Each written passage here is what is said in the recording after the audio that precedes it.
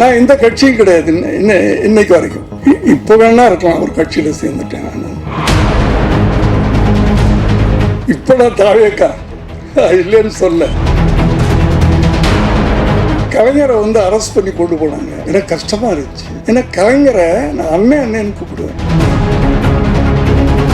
3வது நாள் கலைஞரின் நீதிக்கு தண்டனை நான் விளம்பரம் கொடுக்குறேன்.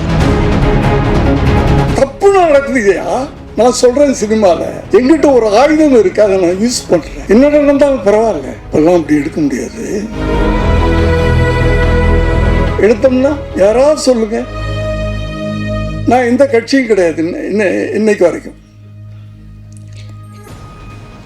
இப்போ வேணா இருக்கலாம் ஒரு கட்சியில சேர்ந்துட்டேன் நான்.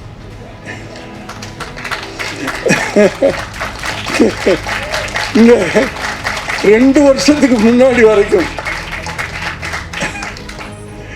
இப்போ நான் தாவேக்கா இல்லைன்னு சொல்ல. 2 வருஷத்துக்கு முன்னாடி வரைக்கும் நான் எந்த கட்சியிலும் இல்லை. ஆனால் எனக்கு அறிஞர் அண்ணாவை பிடிக்கும், பெரியாரை பிடிக்கும், கலைஞரை பிடிக்கும். எனக்கு இந்த 1987 கலைஞரை அரெஸ்ட் பண்ணி கொண்டு போனாங்க. எனக்கு கஷ்டமாக இருந்துச்சு. ஏன்னா கலைஞரை நான் அண்ணன்னு கூப்பிடுவேன். என் அண்ணனை அரெஸ்ட் பண்ணிட்டு போகிறாங்க. கஷ்டமாக இருந்துச்சு. 3வது நாள் கலைஞரின் நீதிக்கு தண்டனைன்னு கதைப்பா நான் விளம்பரம் கொடுக்குறேன். அப்போ அவர் எதிர்கட்சி தலைவராக இருந்தார். எம்ஜிஆர்ன்ற ஒரு பவர்ஃபுல் பவர் ஆண்டுகிட்டு இருக்கு.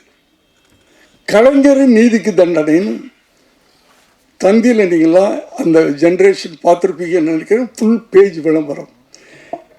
ராதிகாவை கூண்டில் நிற்க வச்சு கலைஞரை ஜெயிலுக்குள்ளே போட்டு கலைஞரின் நீதிக்கு தண்டனைன்னு படம் எடுக்கிறேன். ரிலீஸ் ஆகுது. சிஎம் கூப்பிட்டு விடுறாரு. எப்படி இருக்கும்? தப்பு நடக்குதுயா. நான் சொல்றேன், சினிமால எங்கிட்ட ஒரு ஆயுதம் இருக்கு, அதை நான் யூஸ் பண்றேன். என்ன நடந்தாலும் பரவாயில்ல. இப்பெல்லாம் அப்படி எடுக்க முடியாது.